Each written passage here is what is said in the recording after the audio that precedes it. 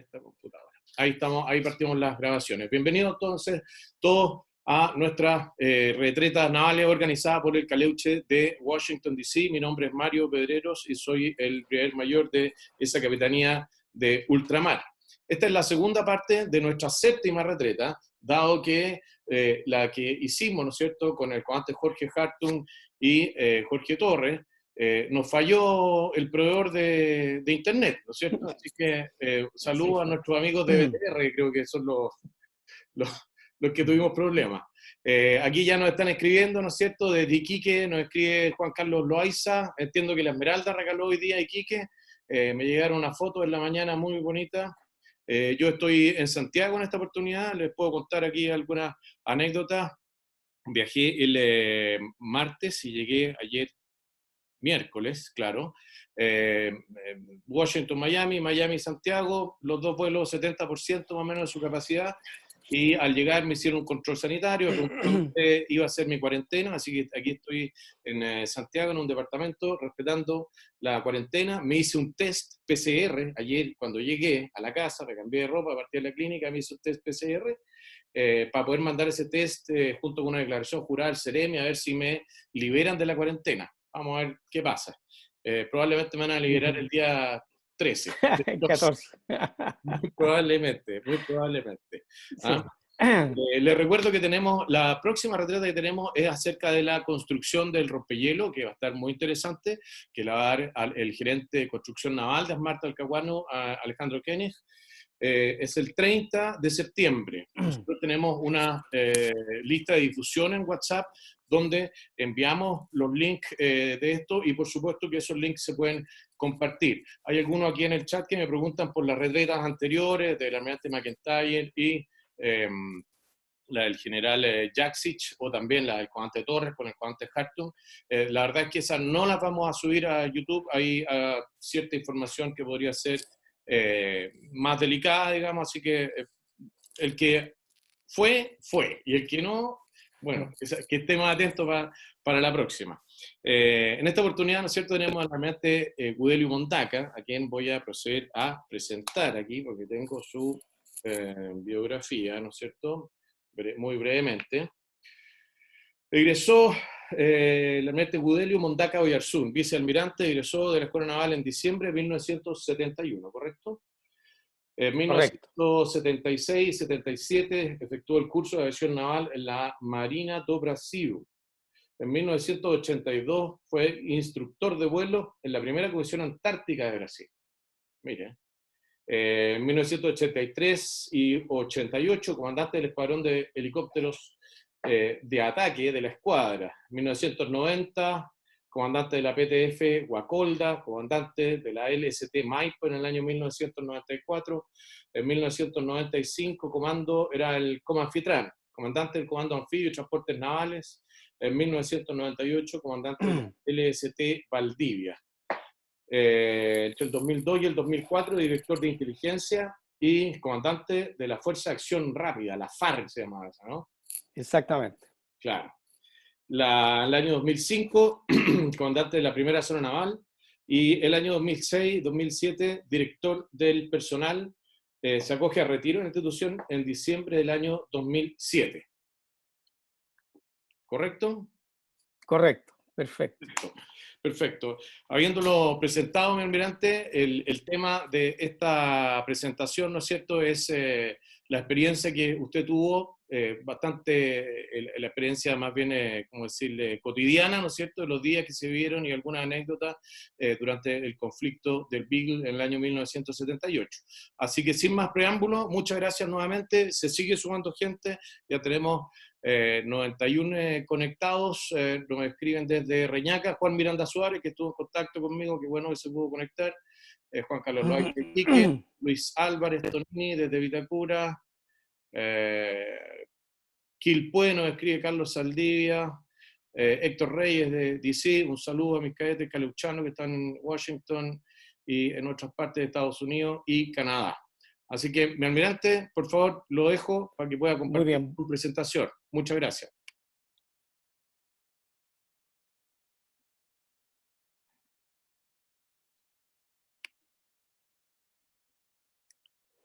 Perfecto. Muy buenas tardes a todos, espero que me escuchen bien. ¿Se escucha bien? Eh, Solo tiene que iniciar la presentación, ¿no? Ahí está, perfecto. Ahí está, perfecto. Ahora, si me ven, si mi imagen se ve un poco distorsionada, no se preocupen, las cosas están así en este momento. En primer término, quiero agradecer a quienes me invitaron a esta charla eh, para poner mis experiencias como teniente aviador naval en el área austral el año 1978. Agradecimiento entonces a la sede de Ultramar del Caleuche, en la persona de su brigadier mayor, don Mario Pedreros, y Rigoberto Borque, que también pertenece a esa sede. Muy bien, habiendo agradecido a los organizadores, quiero manifestarle a la audiencia que para mí realmente es un privilegio tener esta plataforma webinar para poder expresar estas experiencias que ocurrieron hace 42 años atrás. Y que uno, la verdad, yo cometí un error de joven de no anotar, en ese tiempo no podíamos tomar fotos, ¿ya? Y uno pierde mucha información por eso. Pero de alguna u otra forma, me entrevisté con muchas personas, leí algunos libros y recurrí también a los bitácoras de los buques. Con los historiales fue otro tema que se los voy a comentar. Pero a todo esto, con el propósito de conformar esta charla para que sea bien estructurada en el tiempo cuando realmente ocurrieron las cosas, hice la corrección que tienen que hacer todos los marinos siempre por el oleaje. Cuando uno estaba en servicio eran más grandes. Así que está esa corrección efectuada. La información que voy a entregar, los marinos que conocen Puerto William, el área del Bigle, se van a dar cuenta. No voy a entregar mucha información para no entregar información que pueda ser clasificada. Por lo tanto, voy a omitir algunos nombres, algunas ubicaciones y algunos hechos. Pero en lo general está todo. Por supuesto que dedico esta charla a mi esposa María Inés, que fue la que me acompañó en aquellos años. Y eso para mí fue muy importante. También se la dedico a mis hijos y por supuesto a mis nietos, que espero que la estén viendo. Mis agradecimientos a todos los oficiales con los que tomé contacto, que ustedes pueden ver que son bastantes, y estos han sido los principales. Fueron muchos más que estos, porque ellos me hicieron recordar aquellos años, me entregaron nuevos antecedentes, me dieron sus puntos de vista, algunos me facilitaron sus escritos, como vamos a ver en la charla, fotografía, etc. Pero de una manera particular, a pesar de que probablemente no nos esté viendo, quiero agradecer al capitán de navío submarinista, don Gastón Droguet Valdivia, quien fue el comandante del distrito naval Bigle los años 78 y 79. Y después de todos estos años que han pasado, nos reencontramos por el teléfono, por supuesto, dadas las condiciones actuales, pero fue muy grato obtener las experiencias que él obtuvo en aquellos años y que de alguna manera yo las voy a mencionar también dentro de esta charla. También de una manera particular tengo que agradecer, entre tantos, al suboficial mayor RTAB, don Carlos Saldivia. Este suboficial mayor ya en retiro, pero es un excelente historiador de nuestra aviación naval y de nuestra armada en general. Y él me proporcionó también bastante información, sobre todo relacionado con el personal de gente de mar que estuvo conmigo aquellos años. También de una manera especial quiero agradecer a la señorita Cecilia Guzmán, jefa del Archivo y Biblioteca de la Armada, que me facilitaron la información que yo requería con respecto a los historiales y bitácoras de los buques. Algunas fuentes consultadas, digo solamente algunas porque recibí muchos escritos de los infantes que no son libros propiamente tales, pero que fueron muy interesantes de leer. Quiero resaltar la memoria de título a periodista de mi hijo Carlos Mondaca Masner, la exploración aeromarítima en la crisis del Beagle, porque con el entusiasmo y que él hizo esta memoria de título, me motivó a mí a recordar aquellos años y a obtener mayor información. Así que le agradezco. quisiera mencionar un aspecto que creo que es algo que tal vez debiera cambiar. Pero los buques tienen historiales, esto lo escriben los comandantes de puño y letra, y van colocando ahí, si no día a día, cada vez que hay algún evento importante, van colocando sus impresiones, sus experiencias, y es muy valioso esa documentación. Pero lamentablemente no está dispuesto que una vez que los buques se vayan de baja, esos historiales que les sirven a los comandantes cuando se van recibiendo a su vez de estas unidades, no lleguen finalmente al archivo de la Armada. Creo que estamos perdiendo una parte importante de la historia escrita por estas personas que considero que es muy importante. Como es probable que hayan algunas personas que estén escuchando esta charla que no hayan estado en la zona, quiero ubicarlos en esta carta general, en este mapa general. Aquí está el estrecho de Magallanes, en el sur de Chile, la ciudad de Punta Arenas, Porvenir, todo lo que está en color café clarito es tierra chilena, que lo fue y siempre lo será. Y lo que está en amarillo es tierra argentina. El distrito naval Bigle, del cual nos vamos a referir en esta charla, está en este sector de acá, que marco con el puntero, y que vamos a ver un poco más en detalle a continuación. Este es el área general del distrito naval Bigle, en la cual destaco en primer lugar la isla de Navarino, que es esta. Ahí está Puerto Williams. Al frente, separado por el canal Bigle, con esta línea roja, está Argentina y esta es la ciudad de Ushuaia. Nos vamos a referir durante la charla a las tres islas que vamos a llamar las Islas del Martillo, que son Picton, Nueva y Lennox. Y también un archipiélago muy importante, que es el archipiélago donde está ubicado el Cabo de Hornos, acá abajo, que es el archipiélago de las Wollaston, que es esto que indico con el puntero. También mencionaremos unos islotes como Ebut y Barneveld, que ustedes van a ver por los acontecimientos que han sido importantes en esta historia, en esta crisis que tuvimos con Argentina. Esta frase rectora la escuché con motivo de la visita que hizo el comandante en jefe de la Armada del año 78, el almirante José Toribio Merino Castro, a las visitas a las Islas Wollaston y las Islas del Martillo. Y uno de los comandantes de compañía que les puso el dispositivo con el cual pensaba defender su isla, que él había preparado durante largo tiempo, le dijo finalmente que estaban dispuestos a luchar hasta el último hombre. A mí me llamó la atención esta frase, pero también comprendí que todos los que estábamos ahí habíamos jurado rendir la vida por la patria si fuera necesario. Por lo tanto, esta frase de luchar hasta el último hombre era algo que teníamos implícito dentro de nosotros. ¿Y por qué la menciono? Porque espero entregarles a ustedes el hecho de que esto era algo mucho más amplio. Era algo que trascendía a su vez también a los pobladores civiles que habían en aquellas islas, todos ganaderos, gente de escasos recursos, pero que vivía bien ahí con las inclemencias de ese clima, también a la población civil de Puerto Williams. En el fondo, esta frase nos envolvía a todos los que estábamos ahí en ese momento, en esa situación en que veíamos amenazada nuestra tierra por una invasión.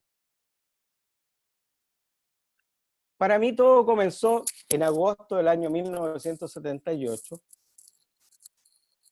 cuando cumplí transbordo al buque antártico el Piloto Pardo. Aquí en la foto se muestra mi destacamento, mi compañero de curso, Víctor Lama Sánchez, que lamentablemente para esta charla no lo pude ubicar. Debo haber tenido el teléfono malo, qué sé yo, no no fue posible comunicarme con él porque habría sido muy importante. También está aquí el suboficial Rodolfo Stay, que era quien estaba a cargo del personal de aviación, y aquí están los mecánicos, RTAB, electricista, mecánico, enfermero, que componían este destacamento. Pero ese destacamento tenía una particularidad, y era que por primera vez se embarcaba un helicóptero Jet Ranger a bordo del piloto Pardo. En otras oportunidades habían aterrizado a bordo, tal vez habrían hecho alguna comisión, pero esta era la primera vez que el destacamento venía con un helicóptero Jet Ranger, ya que normalmente usaban este tipo de helicóptero, que era el helicóptero que popularmente se conoce como burbuja, que es un helicóptero de una certificación del año 1947, que se hizo muy popular en la guerra de Corea, ¿ya? Y que la Marina había adquirido el año 1954 y había puesto en servicio a bordo de los buques en el año 1957. Era un excelente helicóptero, ¿ya? Pero sus características eran bastante inferiores en cuanto a velocidad, carga, etcétera, comodidad también y confiabilidad que le daba la turbina. Recordemos que los helicópteros Jet Ranger fueron las primeras aeronaves que tuvo la aviación naval de Chile con turbina. Posteriormente, esto ya, todos los aviones ahora, o la mayoría de ellos, tienen turbina en la aviación naval.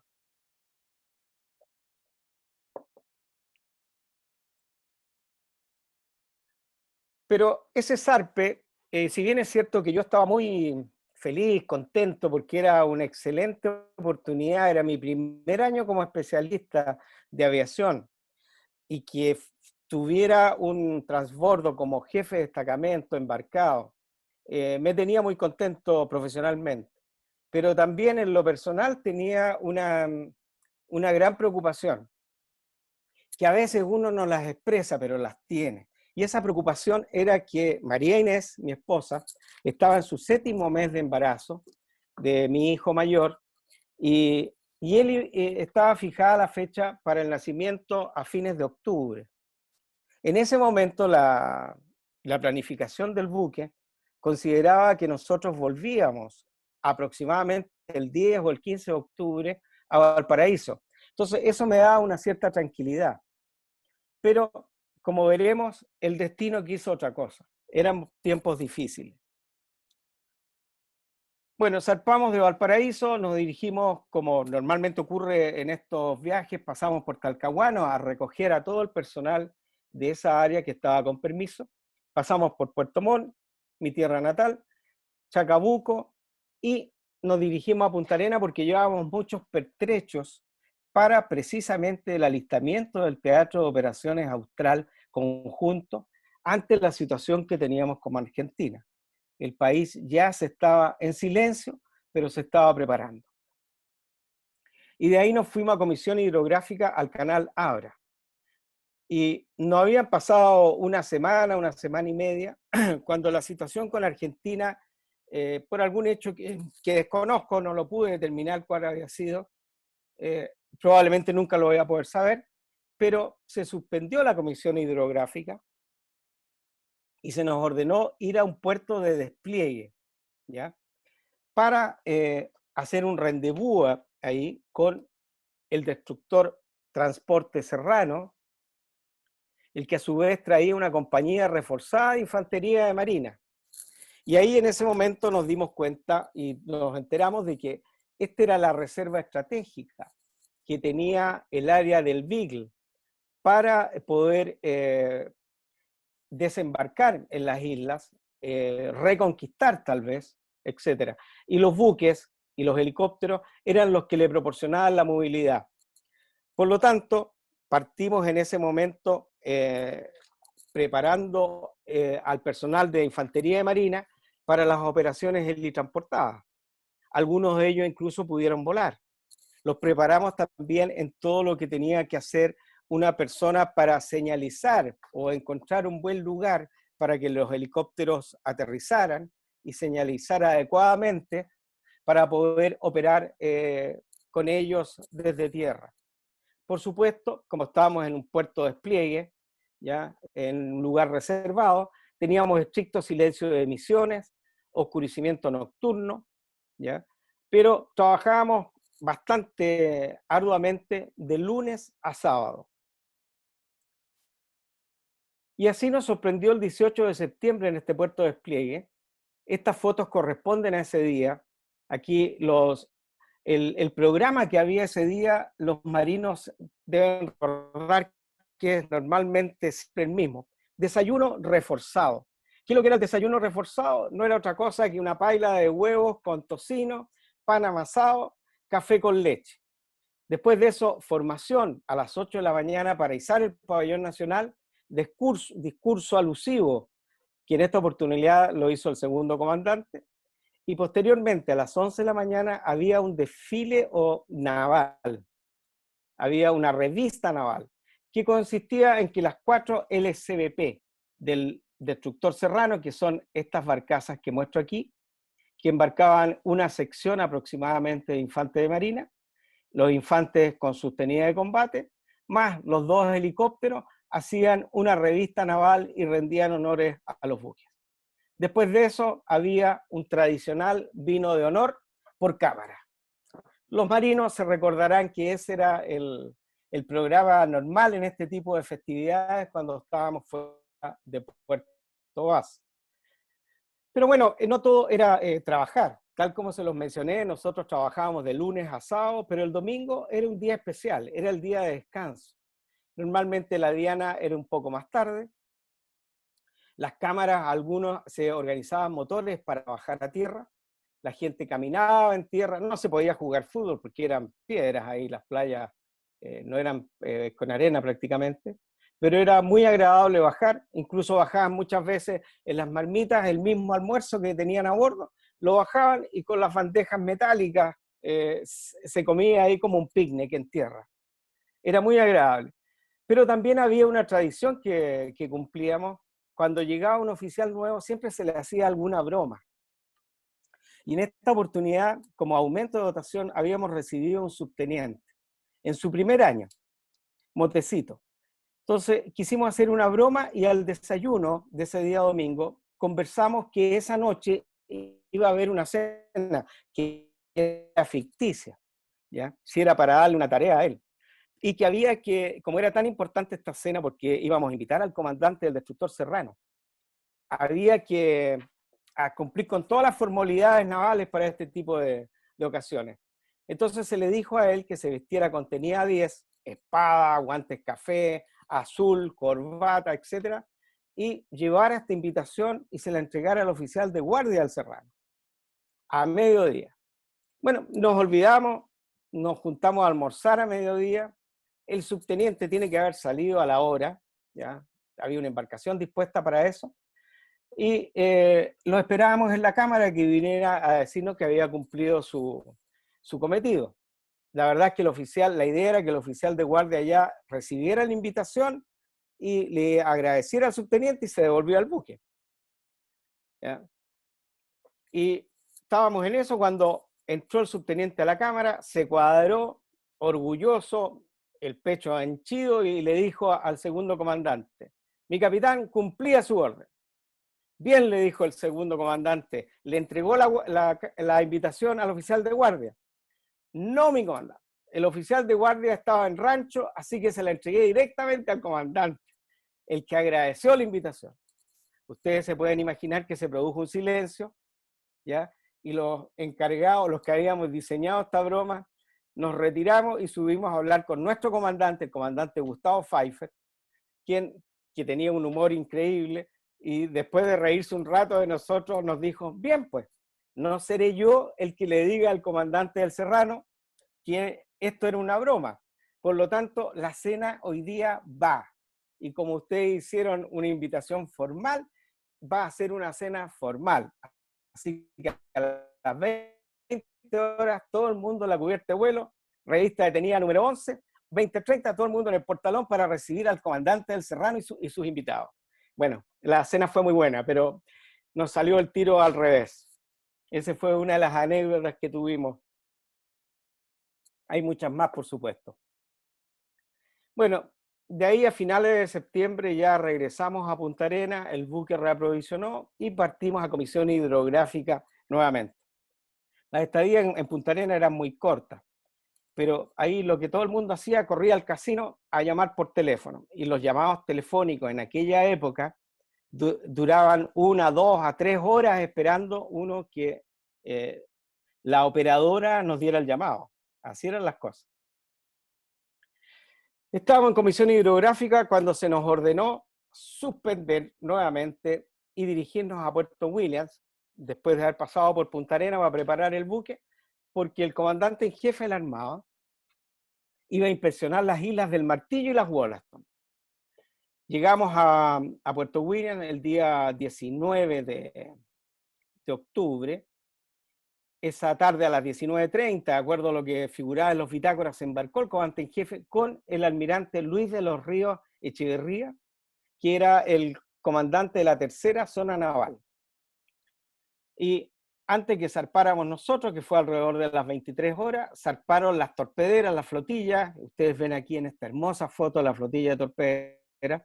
Zarparon hacia el área de las Islas del Martillo para formar ahí un dispositivo de seguridad. Y ustedes ya van a comprender por qué ese dispositivo de seguridad era tan importante. Aquí en esta foto aparece el almirante Merino acá, se reconoce ahí, y ese soy yo. Partió el día 20 de octubre a las 06:30, partieron los vuelos, con el privilegio de transportar al almirante y al almirante de los Ríos por el Cabo de Hornos, pasando por todos los PBS. En cada uno cortábamos, el almirante se bajaba, saludaba a toda la gente. Ya posteriormente ellos les ponían cómo estaban preparados para esta posible invasión. Y el almirante a su vez conversaba con ellos.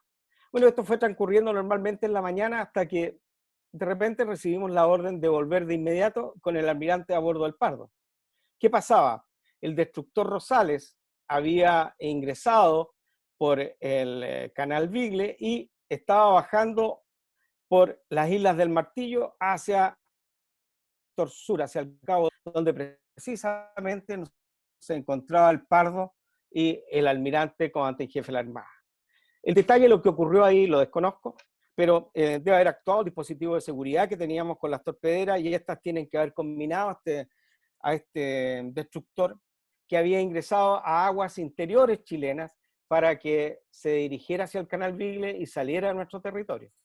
Bueno, se demoró como 1 hora esta situación. Finalmente el destructor retromarchó y se dirigió a Ushuaia.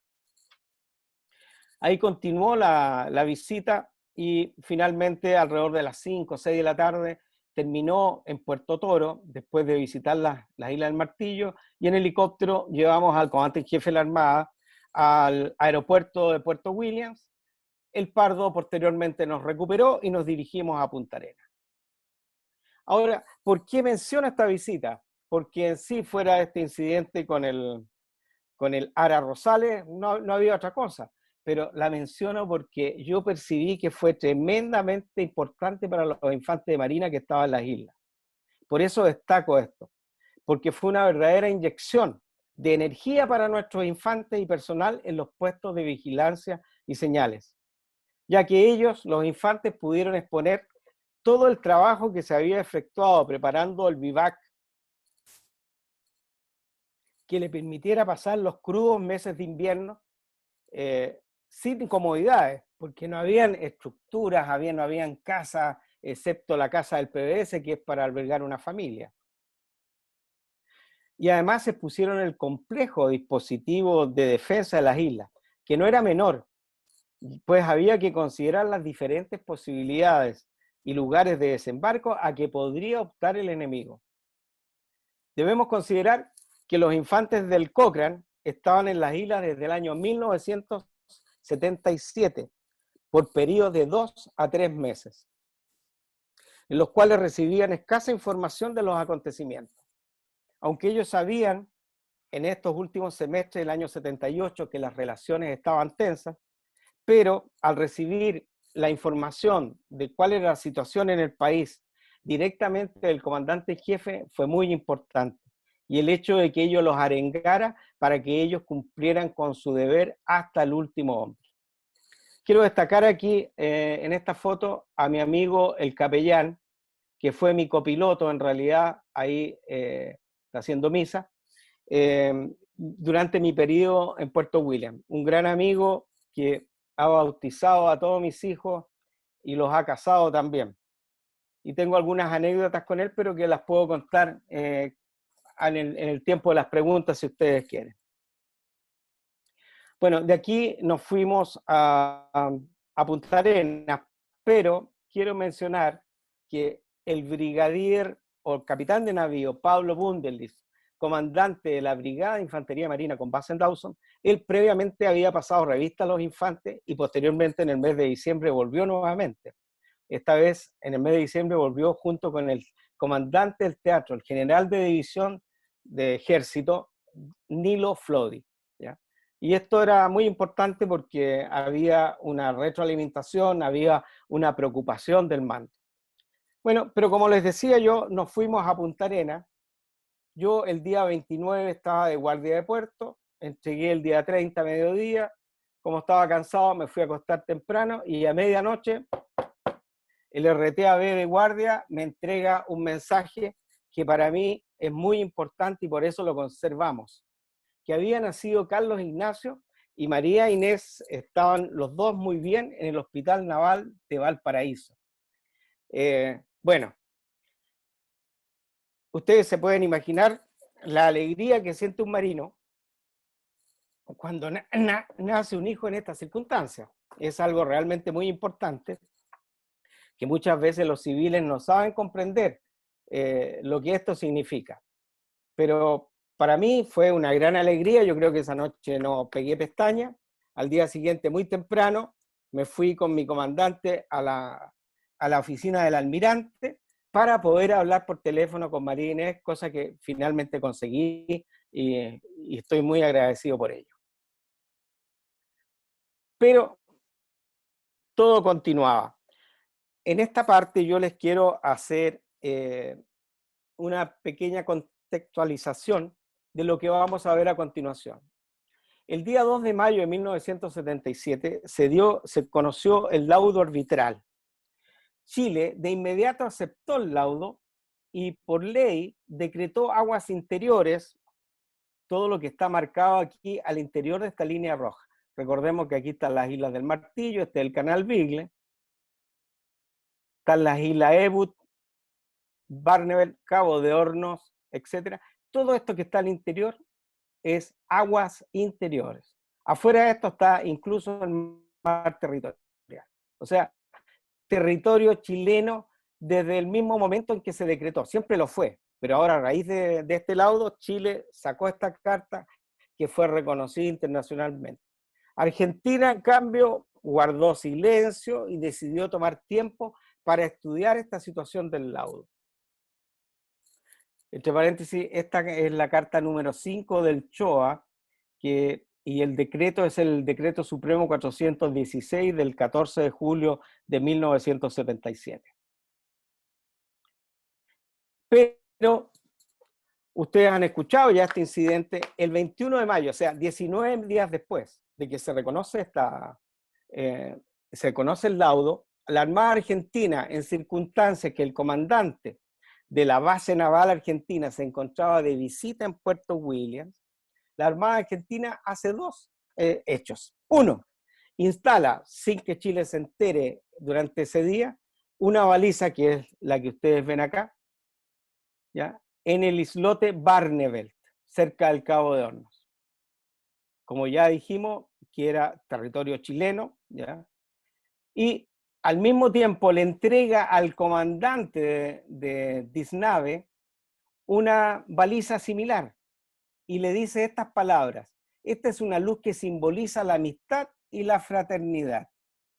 Entregado esto, a los postres del almuerzo de ese día, se retiraron rápidamente los argentinos en ese momento dieron la explicación que tenían que ir a tomar un vuelo y se fueron. ¿Ya? O sea, seguramente pensaron que Chile se iba a dar cuenta que estaba la baliza instalada y se los iba a aclarar ahí mismo. No fueron capaces de estar más tiempo en nuestro territorio. Pero este incidente hizo comprender que los argentinos estaban trasladando el foco de la disputa limítrofe más al sur del Canal Beagle y que pretendía todas las tierras que estuvieran al este del meridiano del Cabo de Hornos. Pongo esta carta precisamente para explicar esto. Este es el meridiano del Cabo de Hornos, aquí indicado en rojo. Hasta el momento las disputas que habíamos tenido con Argentina eran si el Canal Beagle pasaba por aquí o pasaba por aquí, pero ellos pensaban que algunas de estas islas debían ser argentinas. El laudo determinó que el canal pasaba por acá y que estas islas, que siempre fueron chilenas, estuvieron pobladas por chilenas, seguían siendo chilenas. Pero ahora vemos que al entregar el laudo, ellos muestran interés por Barneveld y por eso instalan una baliza y que ese mismo día en la noche, cuando empezó a destellar, el PBS que estaba al frente de las Wollaston informó y al día siguiente se retiró. Se retiró esta baliza por la Marina chilena, en un caso similar a lo que había ocurrido el año 57, si mal no recuerdo, en el islote Snipe. Pero ese no fue el único hecho. Miren este, que es poco conocido.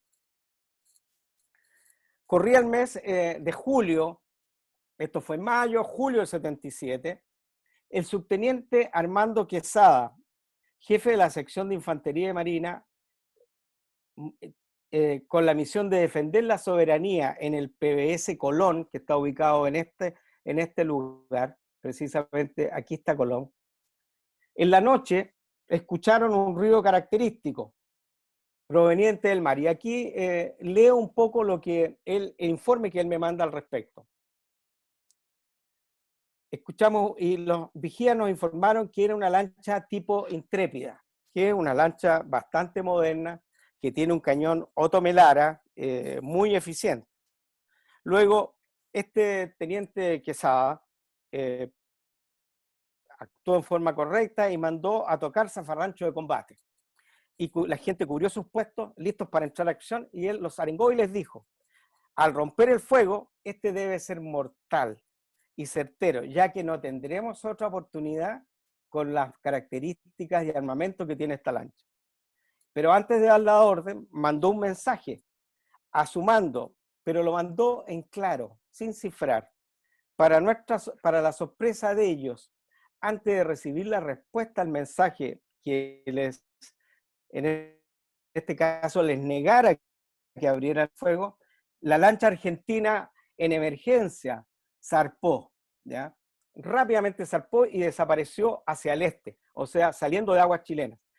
De alguna manera pensamos que ellos interceptaron este mensaje, ¿ya? Y por eso, ante esta situación, decidieron zarpar.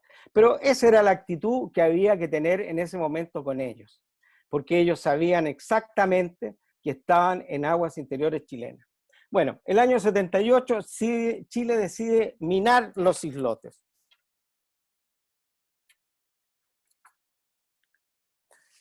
Y es por eso que a finales de noviembre, después de una comisión hidrográfica a la boca occidental del estrecho de Magallanes y de aprovisionar el faro Evangelista, recalamos en Punta Arenas y embarcamos al subteniente Cristian del Real, al cargo de una sección de ingenieros, más personal de infantería marina, que hacían un total de, no era menor, 50 hombres y 5 toneladas de equipos, con la misión de minar toda la parte superior de uno de estos islotes, dejando solamente un pequeño espacio sin minas para que a futuro pudiera llegar un helicóptero a esa isla.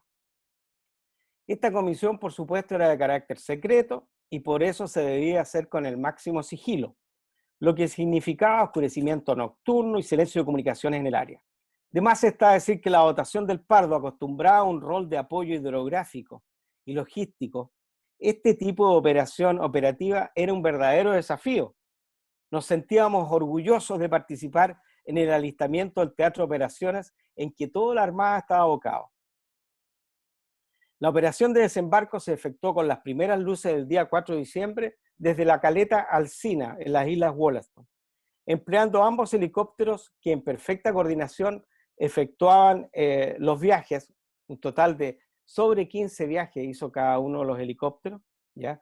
El Jet Ranger llevaba infantes con equipo, 3 infantes en cada viaje, y a su vez, recordemos que eran 50, y a su vez el Naval 06, el Bell 47, llevaba equipo, un infante más equipo en las camillas. Pero quisiera yo leerles un poco la experiencia que tuvo ese subteniente, ¿ya? El subteniente Cristian del Real, y que está relatado en un libro, Reminiscencias del destacamento número 2 Miller. Abro comillas. Al poco tiempo de desembarcar en la isla, comprobé una vez más que Dios es infante de marina, ya que nuestra mayor amenaza, la aproximación al área del adversario, quedó pronto neutralizada por un drástico cambio de clima, como suele ocurrir en la zona austral. Sin embargo, una vez que comenzó la lluvia, esta no cesó durante los 3 días siguientes, en los cuales lo único que podíamos hacer era intentar efectuar nuestro trabajo, no solo para cumplir los plazos, sino que más bien para evitar el congelamiento o la ocurrencia de otras enfermedades. El clima, el terreno y la inexperiencia de algunos de mis soldados dificultaban el avanzar para terminar oportunamente, pero la imposibilidad de descansar sobre un terreno, mezcla de turba con coirón y sin un espacio disponible para tender un saco de dormir, nos impulsaba a continuar nuestra tarea sin parar. Al tercer día, cuando ya no quedaba ningún elemento natural o artificial que no estuviera totalmente mojado y el agua corría por todo nuestro cuerpo, con las primeras luces comenzamos a otear el horizonte en busca de la ansiada silueta del buque que nos recogería, el piloto Pardo. Y él continúa: durante mucho tiempo retuve en mi mente la imagen que de mi ingreso al puente de mando del piloto Pardo. Todos los oficiales, encabezados por el comandante, en tenida de combate, cada uno con una copa en la mano, y sobre la carta de navegación, la botella con mi copa lista a ser llenada. Al ingresar al puente, oficiales y gente de mar irrumpieron en un solo aplauso, y recibí las felicitaciones más importantes que tendría en toda mi vida profesional. Bravo Zulú, subteniente, lograron cumplir en el plazo mínimo.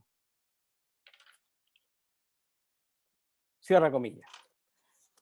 Bueno, aquí están los islotes los cuales fueron minados en este sector. El piloto Pardo estaba en esta área. Y el año 1981, o sea, 3 años después, yo estaba en la escuadra, era piloto de un Alouette y me designaron para que fuera, ya que había participado en esta operación, que fuera para cambiar las baterías de este campo minado. Cosa que hice acompañado del, en aquel entonces, teniente Walter Wunderlich, ¿ya? Y otras personas más, ingenieros. Pero mi gran preocupación en el vuelo que hicimos desde Puerto Williams hasta los islotes era si iba a ser capaz de lograr encontrar el lugar que habían dejado sin campo minado, ya que esto no estaba marcado. Gracias a Dios, como ustedes comprenden que estoy dando esta charla, lo encontré, porque si no, habría volado mucho más alto de lo que lo podía hacer con el helicóptero. Bien, pero fue pasando el tiempo y finalmente el 8 de diciembre de 1978, el piloto Pardo recaló a Puerto Williams, capital de la provincia antártica chilena, y me desembarqué con el helicóptero naval 32, más 2 gente de mar.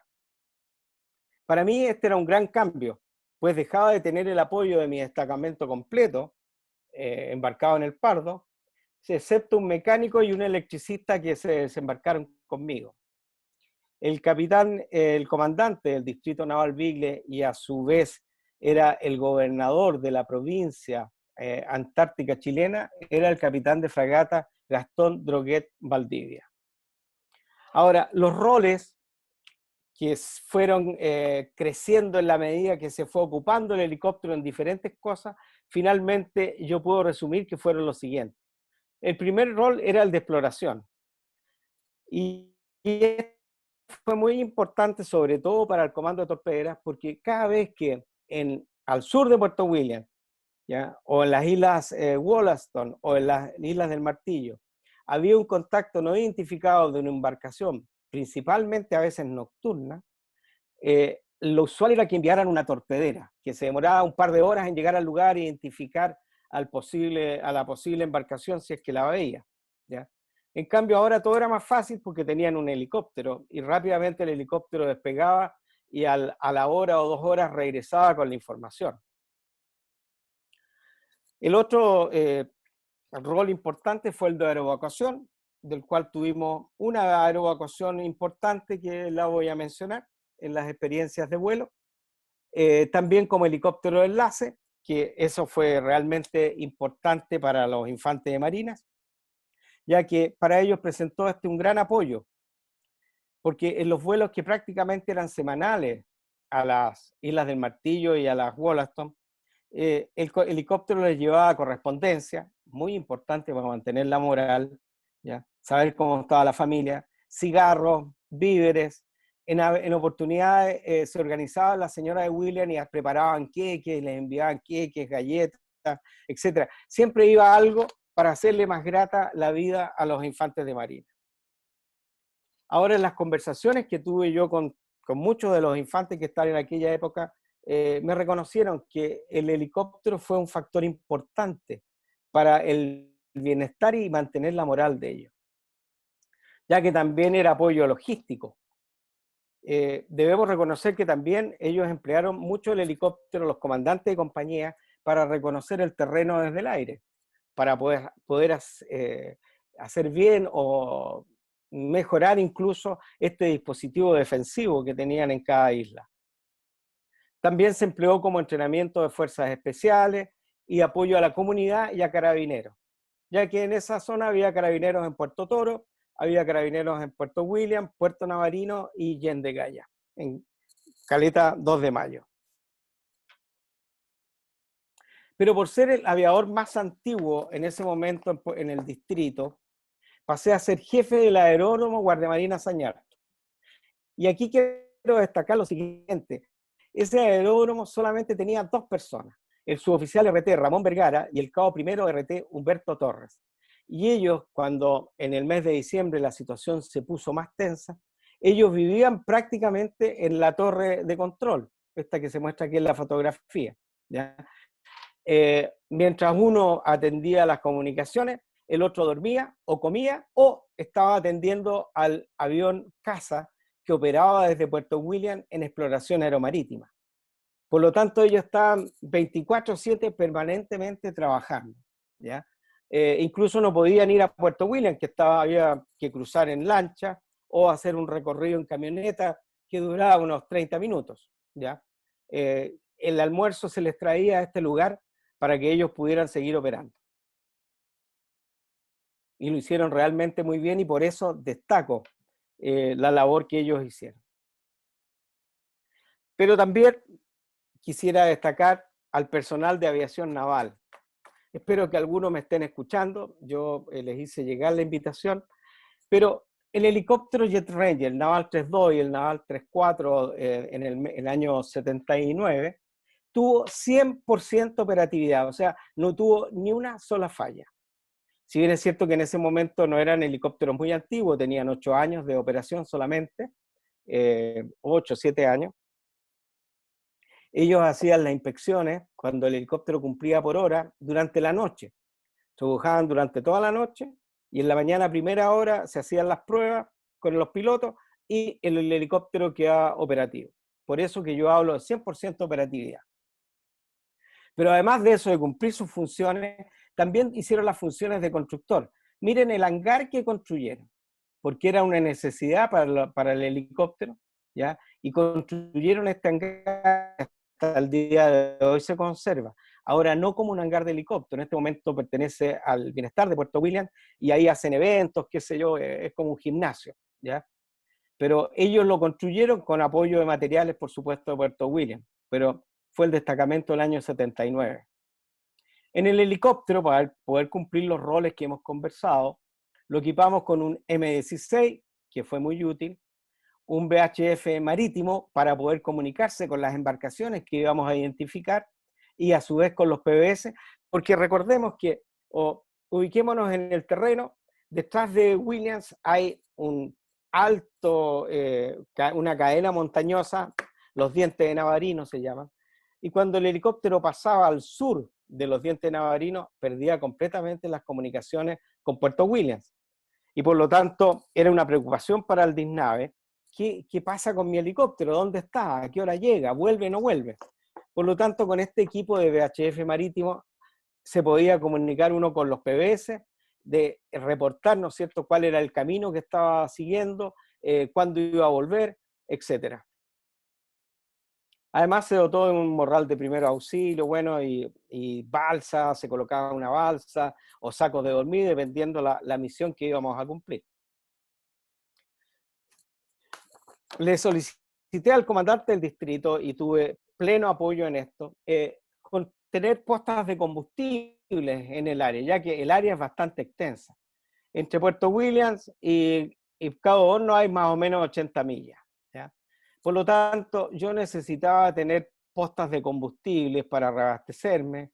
Aquí en las Wollaston, en las Islas del Martillo, estaba en Lennox, en Orange y en Yamana. Y esto me aumentaba la autonomía incluso para llegar, los marinos se ubican hasta los Timbales, si quería, ¿ya? Pero esto no solamente me aumentaba la autonomía, sino que me permitía despegar de Puerto Williams con menos combustible y más carga, ¿ya? Pero no todo funcionaba como uno espera, siempre ocurren cosas, y en una oportunidad que bajé de Puerto Williams, lo hacía normalmente por este valle, por el lago Navarino, al Cabo de Horno, y después tenía que entregar correspondencia en Lennox. Aquí pedí hacer combustible, mientras me bajaba a hablar con el comandante de la compañía, que era Fernando Méndez Thompson, un teniente compañero de curso, infante de marina. ¿Ya? Cuando volví, se estaba terminando la faena de combustible y me di cuenta que el combustible que había en el hidrokit para verificar si tenía agua, ¿ya?, que se ponía el líquido blanco, era de un color transparente, como es la parafina, pero ámbar. Y la parafina es igual que el agua, transparente, pero no tiene ningún color, la parafina de aviación que se usa en los helicópteros. Entonces me di cuenta que habían embarcado un combustible diferente, ¿ya? Y eso, yo no podía hacer funcionar mi helicóptero con un combustible diferente porque a lo mejor iba a partir, pero iba a volar 5 minutos y se me iba a parar la turbina. Por lo tanto, tuvimos que informar, desarmar la parte de abajo del estanque donde están las bombas booster, sacar todo ese petróleo, limpiar el estanque por dentro con más combustible, finalmente sellar, probar durante 20 minutos en tierra y posteriormente continuar hacia Williams. En esta faena perdimos como 4 horas, pero fue la única situación que se dio. El tambor venía mal rotulado porque decía parafina de aviación, Alfa 1, qué sé yo, y a lo mejor tenía, no sé, 100, 130, una benzina. Ya no era parafina. Bueno, pero la otra preocupación de los pilotos en esa área es precisamente las condiciones meteorológicas. Yo aquí les muestro esta foto porque en una oportunidad que se me ordenó ir a un PBS que estaba al oeste de Navarino, al suroeste, PBS Orange, iba pasando por la parte alta, ¿ya? Las condiciones meteorológicas eran buenas, pero sin embargo me sorprendió un chubasco, que yo pensé que era un chubasco de agua normal, me iba a lavar el helicóptero, no iba a ocurrir nada más, pero era agua-nieve, a lo mejor estaba muy alto en ese momento, y se me cubrió, así como estaba cubierto con agua-nieve, el plexiglas, y perdí completamente la visibilidad hacia el exterior. Esto no es gracia cuando uno va volando hacia el nudo. Entonces pude disminuir mi velocidad y por la ventanita que tiene el helicóptero acá al lado comencé a descender y le pedí a mi mecánico que abriera su puerta para que me fuera indicando. Hasta que finalmente aterrizamos en un turbal, pudimos cortar, esperar que pasara esa condición de chubasco con agua-nieve, limpiar nuestro plexiglas y pudimos continuar vuelo. Pero esto me enseñó que a veces, porque las condiciones cambian muy rápidamente en esa zona, las condiciones de tiempo, había que tener más cuidado. El otro problema que se podía presentar y que es muy común, yo creo que todos los pilotos que han volado en esa zona lo han experimentado, es el viento orográfico. O sea, de partida, entre Puerto Williams y lo que pasaba en el Cabo de Hornos eran situaciones completas, meteorológicas completamente diferentes. Entonces me recuerdo en una oportunidad que despegué de Puerto Williams con un viento de 12, 15 nudos desde el oeste, que era lo normal en el canal. Y incluso era agradable, volamos hacia el este, caímos hacia el sur para dirigirnos al PBS Wilfredo, ya que había ocurrido una emergencia, había un hombre herido a bala en Wilfredo, y había que atenderlo o evacuarlo, en lo que se pudiera hacer primero. Bueno, yo iba con un enfermero y empecé a notar cuando ya iba saliendo por Bahía Nassau que había ya un viento un poco mayor de 25 nudos, pero ahora del sur-oeste. Venía desde la Wollaston hacia donde estaba el helicóptero. Esto disminuyó un poco mi velocidad, pero no era problema, tenía combustible. En Wilfredo tenía una posta de combustible, así que pudimos continuar. Pero cuando me estaba acercando ya al PBS, noté que en el mar se producían unos remolinos, que con el tiempo, remolinos de agua que se levantaban así bajitos, serían de 1 metro, algo así, ¿ah? Lo que yo apreciaba desde la altura. Con el tiempo me enteré que se llamaban Willy Boat y que estos se forman cuando hay un viento de superficie que sobre 40 nudos, que levanta y forma estos remolinos. Bueno, la cosa es que teníamos que continuar, ahí ya no teníamos más opción de volver, ¿no? Y lo importante era llegar con el enfermero, si esa era la misión. Y finalmente llegamos al PBS, pero en el PBS nosotros, tal como se muestra aquí en la figura aproximadamente, el helipuerto quedaba en el lado de sotavento, donde baja el viento, donde sale el viento.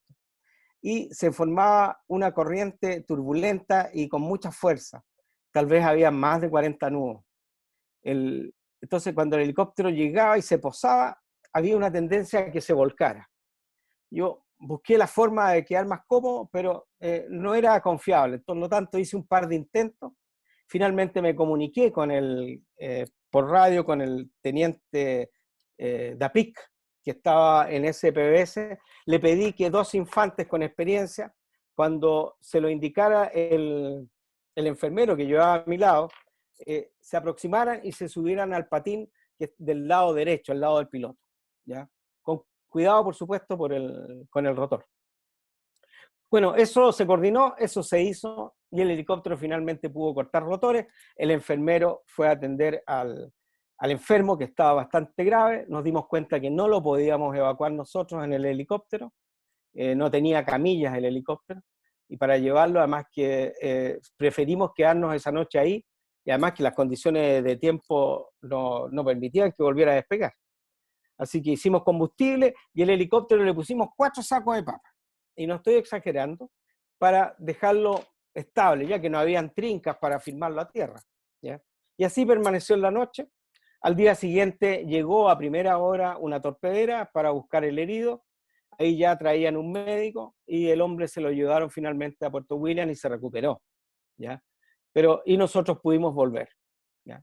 Pero en otra oportunidad, ya operando en el Pardo el año 79, me pasó una situación similar. Aproximando un punto alto, el helicóptero de repente recibió, por este viento orográfico, recibió el viento por el lado derecho, ¿ya? Que es la área churada que se muestra aquí, y cuando recibe una ráfaga de viento sobre 20 nudos, se pierde la condición del rotor de cola, entonces el helicóptero gira. Pero el viento fue tan fuerte en esa oportunidad que el helicóptero no solamente giró, gracias a Dios que mantuvimos la altura, sino que además voló la puerta trasera derecha. Yo sentí un estruendo, ¿qué pasó? Controlé la aeronave y me di cuenta que me faltaba una puerta. Bueno, aterrizamos, recuperamos nuestra puerta una vez que las condiciones lo permitieron y volvimos a bordo. Y la verdad que nadie me creía cuando volvía y decía que venía con una emergencia en el sentido que había perdido una puerta. Pero después se colocó la puerta sin problema, están hechas para que sean de escape rápido y no hubo mayores problemas. La otra condición que es favorable allá sí para el vuelo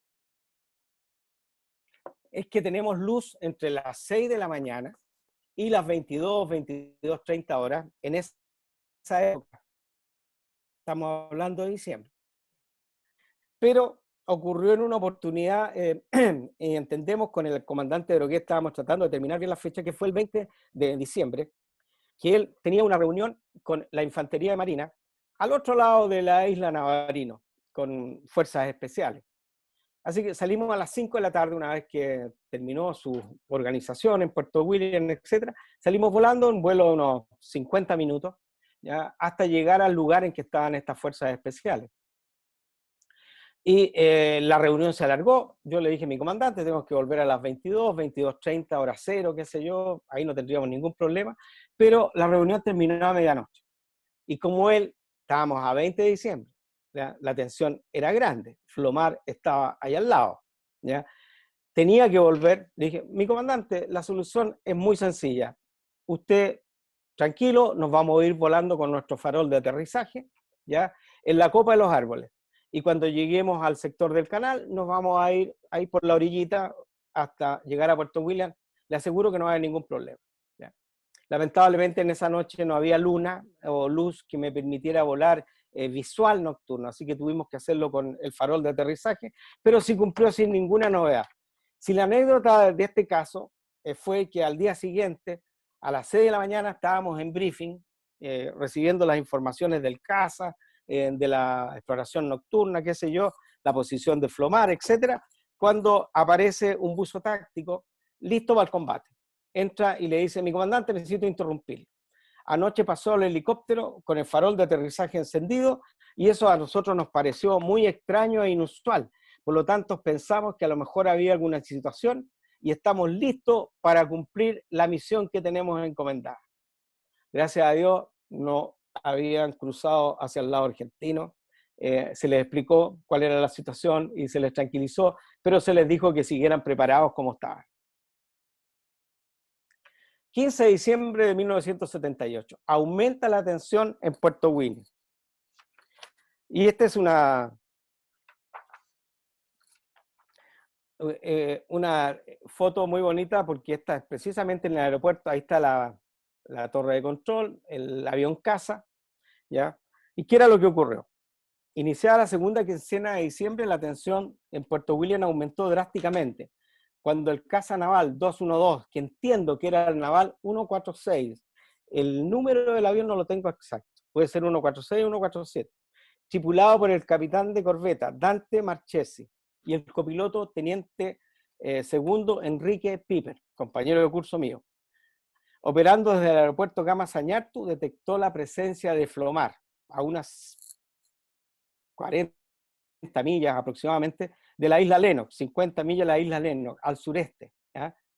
Pero fue interceptado por un avión A4 que lo voló muy cercano y ellos sintieron la turbulencia, que estaba operando desde el 25 de mayo. Los argentinos a su vez cuentan esta experiencia de esta manera. El portaaviones detectó la presencia de 2 contactos aéreos, mandó un helicóptero de 2 a 4 a interceptarlos. Los pilotos de la 4 detectaron que uno de los aviones era un avión de exploración argentino que andaba sin su transpondedor activado. Por lo tanto, lo dejaron continuar el vuelo. Pero el otro era un avión caza, como el que se muestra en la fotografía, ¿ya? Y los pilotos se pusieron a distancia de armamento y pidieron autorización al portaaviones para disparar, para derribar el avión. El portaaviones les contestó que no y que se devolviera. Y se devolvieron. El caza a su vez vio pasar el A4 y posteriormente se dirigió a Nido, pero me imagino el susto que deben haber tenido esos pilotos.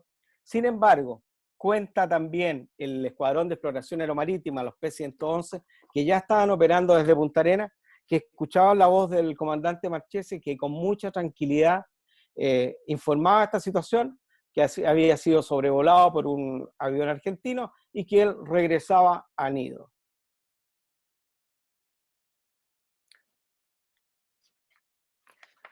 La población de Puerto Williams se mantiene en sus puestos. Distinguida audiencia, este es un tema que considero de la mayor importancia porque, tal como yo les mencioné al principio, considero que eso de pelear hasta el último hombre no era algo que solamente tuviéramos en mente o en el corazón aquellos que juramos rendir la vida si fuera necesario. Porque la población de Puerto Williams, me refiero a la población civil, en gran parte estaba ajena a las informaciones operativas. O sea, nadie les decía anoche detectaron la Flomar, cosas así. Sin embargo, sentían la presión de la tensa situación que se vivía en ambos países. Pero sobre todo, porque ellos veían televisión y escuchaban radio de Argentina. No había televisión chilena, ¿ya? En ese tiempo, una vez a la semana, llegaba un avión civil que nos traía los cassettes de la semana anterior, con Sábado Gigante, algunos noticieros, cosas así. Pero íbamos 1 o 2 semanas atrasados. Pero lo que veían todos los días era, y escuchaban, era la radio, principalmente la radio argentina. Y así se enteraban de las prácticas de oscurecimiento que se hacían en Ushuaia, e incluso los discursos llenos de violencia y odio hacia nuestro país. Quien mejor relata esta situación es el comandante Droguet, gobernador de la provincia antártica y comandante del distrito naval Beagle, quien en la carta que fue publicada en la revista Mar de la Liga Marítima el año 2005, el ejemplar 191, que yo recomiendo que ojalá lo puedan leer, ¿ya? Él explica muy bien esta situación. Pero entre los días 19 y 23 de diciembre, esta situación, esta tensión en la población civil fue creciendo aún más. Porque debimos soportar, y a mí me quedó grabado eso, cuando los aeromaquis argentinos sobrevolaban Puerto Williams, a muy baja altura. Y por la radio, a su vez, se escuchaban los llamados para que la población de Ushuaia no fuera al aeropuerto porque no había disponibilidad para aeroevacuarlos. A diferencia del pánico que reinaba en Ushuaia, en Williams, a pesar del hostigamiento que hacían con su avión, todo estaba bajo control. Organizados por nuestro gobernador provincial, las instituciones civiles, como eran los profesores del liceo, personal del Banco de Chile, empresa comercial agrícola, etcétera, ¿ya?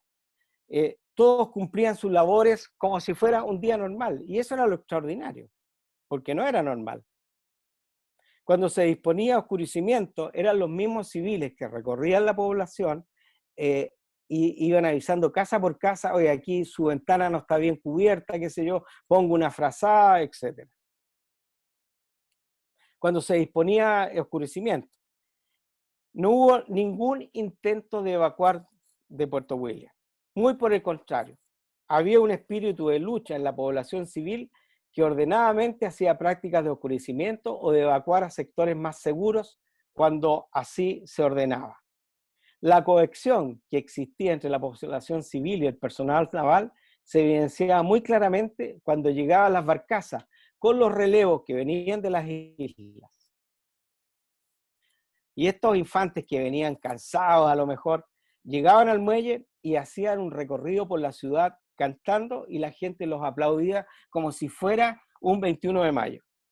En su carta, el comandante Droguet expresa lo siguiente, abro comillas: la población civil tuvo cada día un comportamiento heroico que debe ser reconocido por el resto de los compatriotas sin estridencias, era silencioso. Más adelante agrega, estas chilenas y chilenos que pudiendo haber abandonado Puerto Williams, hecho que nadie podría haber objetado, sin embargo todos permanecieron en su lugar. La tensa serenidad, la entereza de esos civiles, madres y esposas, profesores, funcionarios públicos, privados, fueron el respaldo moral de aquellos marinos embarcados en las unidades navales y de los infantes acantonados en las islas. Cierro comillas.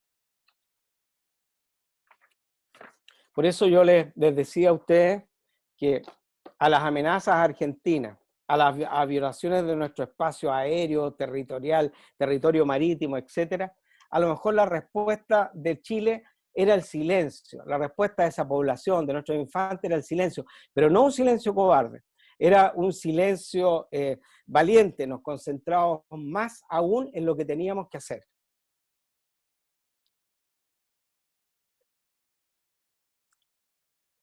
Finalmente llegó el ansiado día del 23 de diciembre de 1978, en que se dio a conocer en ambos países el anuncio de la mediación papal que logra finalmente detener este peligro de guerra. Y comienzan las conversaciones que durarían 6 años. Sin embargo, más adelante quiero mencionar cuál fue el clima que se vivió después de esto. Pero el DISNAVE aprovechó ese día 24 de diciembre, el día de Navidad, al día siguiente, aprovechó de recorrer sus fuerzas en el dispositivo para llevar los saludos de Navidad, llevar cartas, llevar regalos, ¿ya? Aquí hay una fotografía posada en el submarino Simpson, pero que esta fotografía no corresponde exactamente ese día, ¿ya? La que corresponde ese día, lamentablemente no la pude encontrar, la debo tener en algún contenedor. Sin embargo, el 3 de enero, una torpedera argentina sometió un prolongado hostigamiento a una barcaza chilena que transportaba civiles desde Isla Picton, Nueva y Lennox, a la base militar de Puerto William. Esta barcaza era una barcaza de la empresa comercial agrícola que cumplía una labor notable apoyando ahí a los pobladores. Y fue interceptada por esta torpedera argentina, que era una lancha tipo Intrépida, Indómita, ¿ya? Y fue un hecho muy grave y que en la prensa incluso se leyó así: torpedera argentina estuvo a punto de hundir barcaza chilena por el grado de agresividad. Y conste que estamos entonces con la mediación papal, pero ellos continuaron violando nuestro espacio. Finalmente yo también viví una situación como esta y el hecho quedó relatado así: helicóptero naval 34 exige zarpe de buque argentino fondeado durante 3 días en aguas interiores chilenas, sí, sin responder canales de comunicación marítima. Mi impresión era que ellos lo hacían precisamente para que en las conversaciones que había en la mediación papal quedara establecido que ellos ocupaban esas aguas también. Por eso que era tan importante y estaba dispuesto en los procedimientos que se le tenía que combinar a zarpar de inmediato, o tenían que pedir autorización para continuar ahí si es que tenían alguna avería o había alguna situación de tiempo que ameritara que ese buque permaneciera por más tiempo, pero bajo la autorización chilena, de la Autoridad Marítima Chilena. Esta situación finalmente quedó, este reclamo, ingresado en las negociaciones de la mediación papal, como un ejemplo de que Chile exigía respeto de sus aguas interiores, que estaban dispuestas por ley de acuerdo a lo determinado por el laudo arbitral.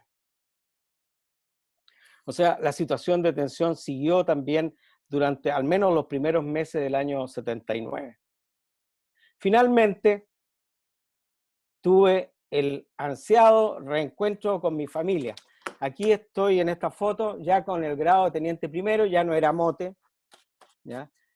Como teniente primero con mi hijo Carlos Ignacio, en el camino que bajaba del aeropuerto hacia el cruce que había que hacer en embarcación a Puerto William. Y aquí estoy con María Inés, disfrutando en ese invierno de estos hermosos parajes.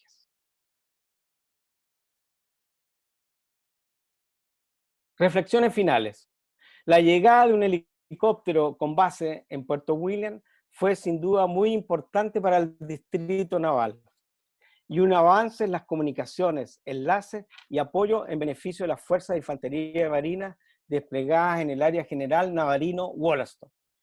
En el plano personal, al estar forzadamente fuera del seno de mi familia en aquel periodo, me hizo comprender la importancia que ésta tiene en la vida de las personas y particularmente en la vida de un marino.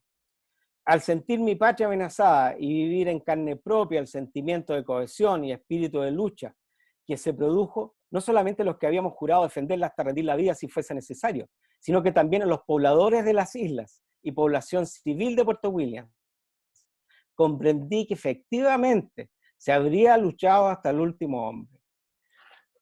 Finalmente, doy gracias a Dios por haber protegido a mi país en ese tiempo en que vivimos en peligro. Terminada la exposición, brigadier mayor. Muy bien, almirante, muchísimas gracias, pues, muchísimas gracias. Aquí nos escribe Héctor Brent, la barcaza era la Clarencia, dice. Sí, la Clarencia, efectivamente. Súper entretenido. No la mencioné, es la Clarencia.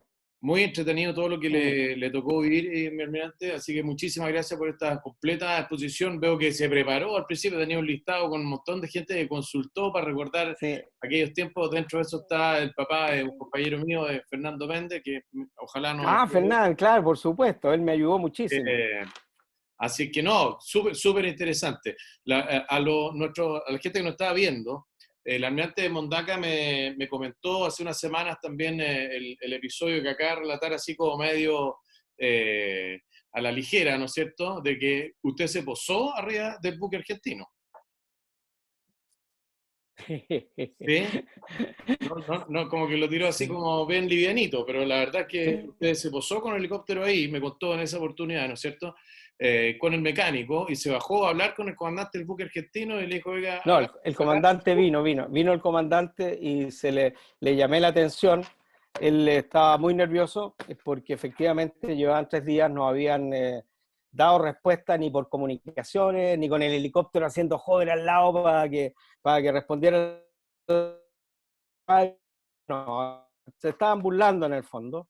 Los infantes estaban en combate, en tierra, ¿ya? Y había que terminar con esa situación. Pero eso ya pasó. Bueno, a ver si nos encontramos más adelante en el Club de Campo y me cuenta más detalles. Marcelo Zamorano aquí desde Iquique nos escribe, bravo Zulu, Gudelio, Bernardo Leti, excelente historia, alguien con un Huawei que no sé quién es, Harold Youssef también, Carlos Saldivia, pero muy buena, agradecido de su posición, mi almirante Mondaca. Carlos Saldivia es su oficial mayor. Sí, ¿no? Carlos Saldivia es un historiador este hombre ya. Él escribe mucho en las páginas sociales, en Facebook, y excelente porque no solamente hechos de la aviación naval, sino que además de la historia de la Armada. Y eso es muy bueno. Perfecto. Aquí Cristian Burger de Temuco pregunta ¿por qué fue tan útil el MI-6 a bordo del helicóptero? Bueno, de partida porque era un armamento que en ese momento no teníamos. Había una versión que desarrolló el teniente de aquella época, Cristian de Bonafós, ¿ya? Que al helicóptero le instaló una ametralladora, una M60, que es la ametralladora que ustedes ven en las películas de Rambo. Y él sale con una ametralladora ahí, es una M60. Estas las trajeron los destructores Summer, ¿ya? Él la instaló, la desarrolló y funcionó muy bien. Lamentablemente yo no tenía ese armamento, ¿ya? Pero ante la situación que estábamos, que podía ocurrir cualquier cosa, y estábamos todos entrenados para eso, en algún momento lo íbamos a tener que ocupar. Y si, claro, no se ocupó, pero había que tenerlo. Sí, claro. Porque la posibilidad era que hubiese algún enfrentamiento. Perfecto. Pedro Caguac desde Osorno también nos escribe, muchas gracias por la entretenida conferencia, en especial la de hoy. No sé si todos ven estos mensajes, pero yo los leo aquí. Horacio Seguiel, entiendo que él es el abastecimiento. Estuvimos juntos alguna vez por allá en Valparaíso. Sí, en la Dava. Horacio, sí. Orgullosa de mi papi, Ale Mondaca. ¿Puedo contar una anécdota? Pero por supuesto. Porque tenía varias anécdotas, pero en beneficio del tiempo no las mencioné. Pero, por ejemplo, en una oportunidad ahí cercano ya entre el 15 y el 20, todo el mundo estaba en combate por alguna situación que se había producido. Y el comandante me dijo, oiga, tenemos un contacto que no sabemos cuál es, está cerca de Puerto Toro, entre la isla Picton y Puerto Toro, la isla Navarino. ¿Por qué no va usted con algún observador? Y bueno, yo a mi personal lo tenía descansando porque la noche anterior habían estado haciendo una revisión. Entonces me dijo, vaya con el capellán. Y embarqué al capellán Jaime González, que estaba en el casino. Ya, capellán, nos vamos. Y tenemos poco tiempo porque se acerca la hora cero y tenemos que ir de día. Y nos embarcamos. Yo le dije, mira, tenemos que ir mirando el canal. Si tú ves alguna, me avisas, yo voy a volar bajo, etc. Así que, bueno, me llamó la atención, sí, que él bajó el visor oscuro del casco, siendo que ya estábamos en las últimas luces. Bueno, dije, se sentirá más seguro. Vi también que llevaba su rosario en la mano. Hicimos el vuelo y cuando regresamos, no conversamos porque íbamos pendientes. Entonces le pregunté, bueno, capellán, ¿y viste algo? No, jefe, iba con los ojos cerrados, iba rezando el rosario. No sé cuántos rosarios se rezó en esa hora de vuelo el capellán. Bueno, ¿Cuál es el nombre del capellán? González, me dijo, pero Jaime. Jaime González Araneda. Perfecto, perfecto. Bueno, esta historia la cuenta él, así que pues, me permito contarla. Fantástico, fantástico. Sí. Oiga, bueno, a nuestro público ya casi permanente, ¿no es cierto? Muchísimas gracias nuevamente por conectarse. Les recuerdo entonces nuestra próxima reunión el día 30 de septiembre con la construcción del rompehielo. Va a estar muy entretenido. El rompehielo, el proyecto se llama Antártica 1 y tiene harta tecnología, la más actual, digamos, y también sin duda estar bastante entretenido eso, y hay otros proyectos también de construcción naval para estar al día con lo que se está haciendo. Aquí manda saludos desde Iquique también, etcétera, así que mucha gente conectada. Tuvimos 140 personas hoy día conectadas, lo cual, insisto, es todo un éxito. Si bien nosotros no nos medimos por ese tema del rating o cosas así, pero hoy en día que muchas organizaciones tienen este tipo de webinar, etcétera, les agradezco a todos los que se pudieron conectar. Los dejo invitados para el día 30. Lincoln Castillo escribe aquí, Roberto Migueles, Javier Navaja, muchas gracias, etcétera. Comandante Navaja, Infante Marina, pone aquí. Así que muchas gracias a todos, mi almirante, una vez más, muchísimas gracias por su tiempo y toda esta preparación. Gracias por la paciencia que tuvieron. No, muy interesante, todo lo contrario, gracias por la paciencia suya. Así es que eso sería todo por hoy y nos vemos entonces en la próxima reunión el día 30. Que estén muy bien. Buenas noches. Buenas Buenas noches. noches.